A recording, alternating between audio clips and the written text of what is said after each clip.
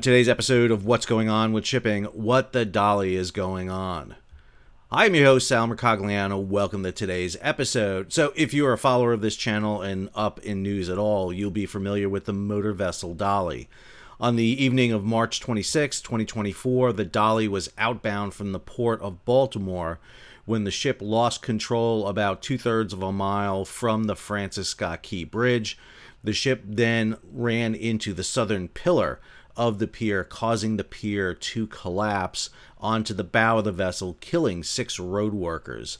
Now, this channel covered the event extensively from the morning of the incident, doing a quick little video kind of detailing what we saw happening with some estimations of what was happening. We then broke it down even further with a timeline that was released by the NTSB, and then with the issuance of the NTSB interim report, we took a look at what caused the power outage on board the vessel, and you can see all those videos up above here. There'll be links to all of them, and you can go ahead and take a look at them. And we did a whole batch of other videos on this. But what I want to talk about today is what is going on with motor vessel Dali. Where's it at? What's going on with the ship? What about the crew? And what can we expect to see with this ship going forward? There's been a lot of movement recently regarding the ship, and more importantly, the responsibility of the ship to the accident that befell it in Baltimore. If you're new to the channel, hey, take a moment, subscribe to the channel, and hit the bell so you'll be alerted about new videos as they come out. So we'll head over here to marine traffic. This is the track of motor vessel Dali as it left the port of Baltimore. She sailed out of the port back at the end of June, 24 June. Took about a day to get down to Norfolk and into Norfolk itself. Actually had to leave out through the Virginia Capes, double back in. And the ship has been down in and around Norfolk. When the ship came in, it initially went down here to offload part of its cargo. Not all of it, but part of its cargo. The ship then went up here to a lay berth that is located near the U.S. Navy piers. I'm going to show you some images of Dali here in a minute. Went up to a lay berth here where work continued on the salvage of the vessel.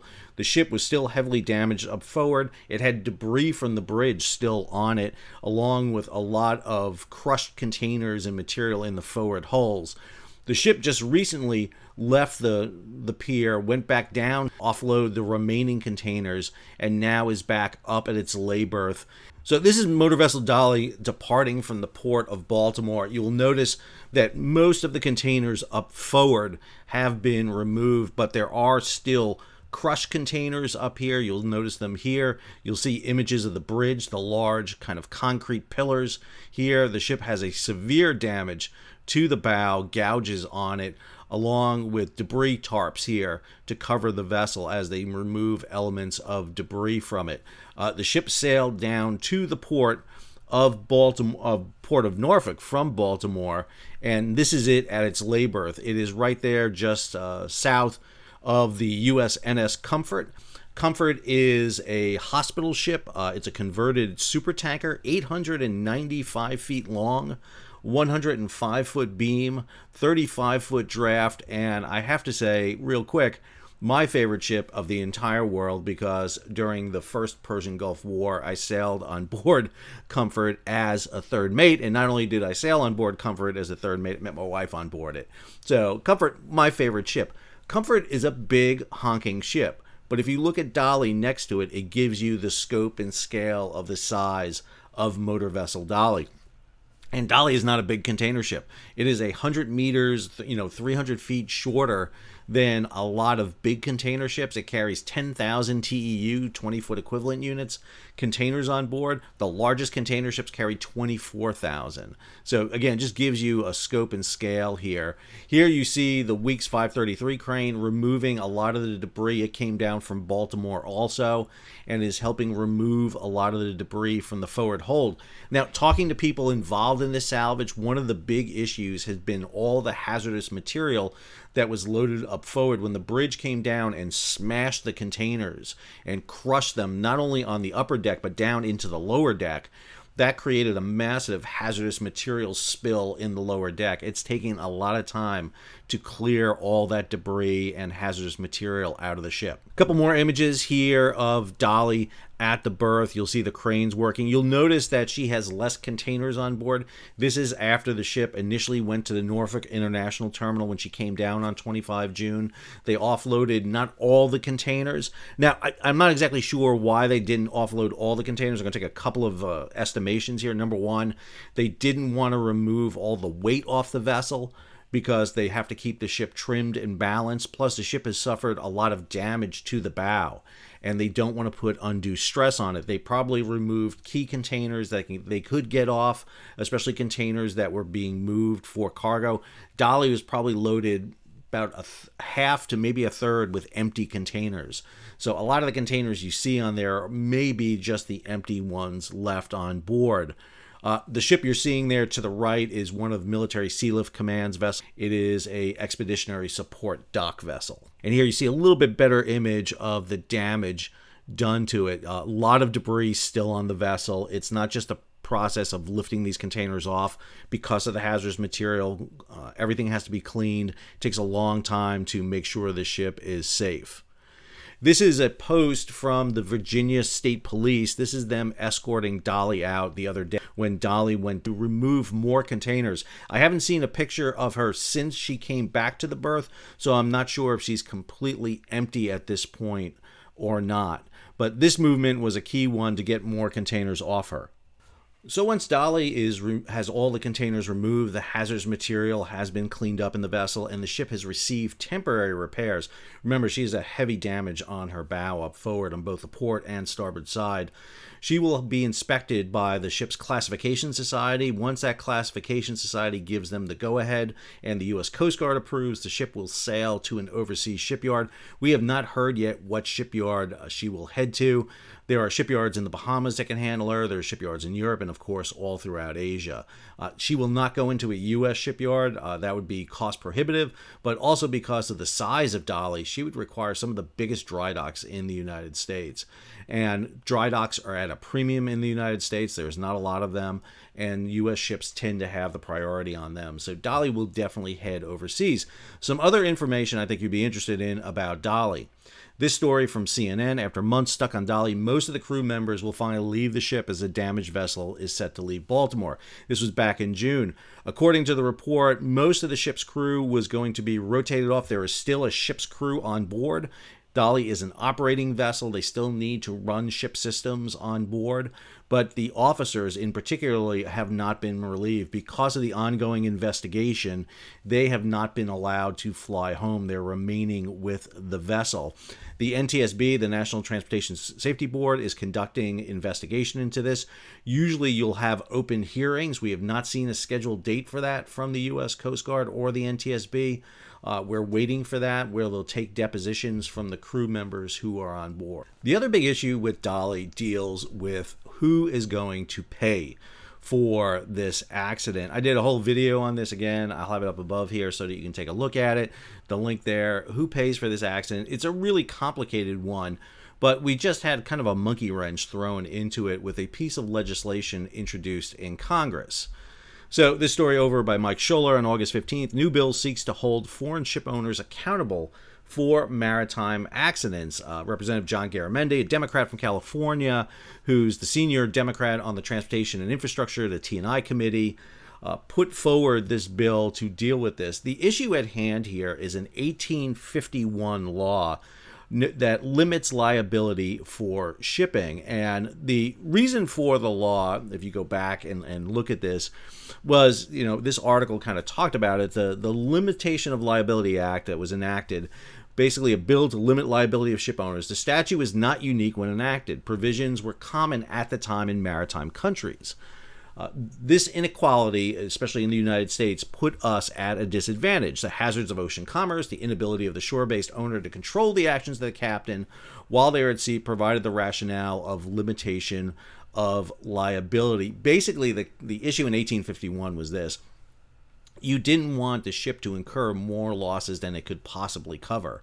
And what limitation of liability said is you can only exert money from the ship based on the value of the ship after the voyage minus expenses. So it wouldn't bankrupt shipping. And the idea here is storms and piracy. You would not be penalized if a ship encountered a storm, lost cargo, or the ship was lost. It wouldn't be the responsibility of the ship owner to have to recoup those losses. The most famous case of limitations of liability in the United States was 1912, the Titanic. When Titanic sank and people sued White Star for the loss of the ship and blamed the ship's crew for running into an iceberg, the Titanic, White Star came back and said, well, under limitations of liability, you can only sue us for the cost of the vessel after the end of the voyage. Well, Titanic never made it to the end of the voyage. Matter of fact, the only thing you could sue White Star for was the lifeboats that were pulled up by Carpathia and other vessels, and it came into several $100 was all that was left to cover that. It was an inordinate amount of money, that discrepancy between what was being sued versus what the ship owner could pay. And this is still on the books to this day. 46 U.S. Code 30523 is the general limit of liability, and it lays out here the exact provisions that are in it. Now, I should note that this is not the only mechanism to get money to pay for the damages incurred by Dali against the Francis Scott Key Bridge or for the death of the 6 workers on board. The ship also had what's known as protection and indemnity insurance. This is P&I insurance. So while Representative Garamendi is trying to enact this bill, this is from his website, what his bill would do is require vessel owners to pay up to $854 million in damage. And if you look at what Representative Garamendi has in here, basically what the Justice for Victims of Foreign Vessel Accidents Act, this is the act he put in. I don't like this title at all. This seems obviously retribution against Dali. But what he proposes is to increase the liability of foreign flag vessels up to 10 times the dollar value of the cargo in its vessel, minus expenses, maintain the current liability threshold for U.S. flag vessels, which, unlike foreign flag vessels, are subject to federal or state laws and inspected regularly by the U.S. Coast Guard. State regulators, I've talked about this extensively, about the issue about the fact that foreign ships do not get as many inspections as U.S. flag vessels. But the thing that I think is going to unseat this is this last provision. Apply retroactively the new higher liability level for damage by foreign flag vessels to March 25th, 2024, the night before the Francis Scott Key Bridge collapse. I am not an attorney. I am married to one, but that does not make me an attorney. But that sounds post facto right there, that he's applying a law after the event. And I think a revision of the Limit of Liability Act would be the better act here. Let's go take a look at the Limit of Liability Act. Maybe we just need to repeal that and get rid of it. However, there are methods to get insurance money from Dali and the company that insured it. So here, just a couple of quick stories. This one, major reinsurers and P&I clubs on hook for Baltimore Bridge disaster. And so this story came out right afterwards. And again, this is coming out from Insurance Business. So they're already taking a look at this. But more importantly, we see these stories come out. Bloomberg talks about that Lloyd's of London sees the Baltimore Bridge claim in the billions. This is a story that they ran talking about the issue about this. CEO John Neal spoke about this and the issues associated. He's the CEO of Lloyd's London, talking about that there are claims up to it. And the reason that there can be claims is through what's called P&I and reinsurance. So there are a dozen P&I clubs, protection and indemnity clubs out there. In this case, Britannia is the P&I club that covers Dali. And these clubs have their own insurance, what's known as reinsurance. And so I did a whole video on this, and I'll have the link above here for you to take a look at here. But basically what you get in reinsurance here is levels of protection. So the original P&I club, Britannia, covers you up to $100 million. And then there are level steps that go all the way up to $3.1 billion. And so the fact that limits of liability protects the ship, that is the ship company. That is not the insurance company. So the owner of Dali is limited in their liability through that measure. However, the P&I club's protection indemnity, and this is the insurance that is procured by the cargo on board and the vessel, can cover up to $3.1 billion. And we've seen massive payouts from P&I clubs, Costa Concordia, the salvage involved in the wreck of the passenger vessel off the coast of Giglio in Italy back in 2013, and we've seen other measures, Deepwater Horizon. This is the method that's done, and if you look at the estimates for the cost of the bridge in Baltimore, it comes under $3.1 billion. Now, this will be a huge payout. It'll be one of the largest ever. But this is why you have insurance and, more importantly, reinsurance, insurance on insurance. And so the maritime sector is well aware of this, and insurance is ingrained in it. And I can give you a long, boring discussion about insurance if you want. But again, I talked about it all in that other video, so just go take a look at the other video. That's the one that kind of covers it. I go in details with it so you can see the whole thing. I'm not going to do it in this video. So what we're waiting for now is an update on Dali. Hopefully they're going to be able to finish up the last of that hazardous material cleanup. I think they probably got most of it out by this point. The reason I'm thinking that is because they moved it back over to the Norfolk International Terminal to take more containers off of it. They'll be doing the repairs. They've got to shore up the bow section to make sure the bow doesn't fall off. That's notorious in the history of merchant ships. You don't want the bow to fall off. And then they'll be able to sail that ship and get it fixed. There's no doubt in my mind they're going to fix the vessel. Too expensive to throw it out. It's probably going to be fixed and then sold. Ship's only 10 years old. So they'll definitely do that. I hope you enjoyed today's episode. If you did, hey, take a moment, subscribe to the channel, and hit the bell so you'll be alerted about new videos as they come out. Leave a comment, share it across social media. Hey, and if you got images from Norfolk down there, send them my way, and I'll post them up on the YouTube channel and on my social media. Give this channel a big thumbs up, share and subscribe, and more importantly, support the page. How do you do that? Well, you can send those pictures, but you can also hit the super thanks button down below where you can contribute directly to the page, or head on over to Patreon and become a monthly or yearly subscriber. Until our next video, Sal, signing off.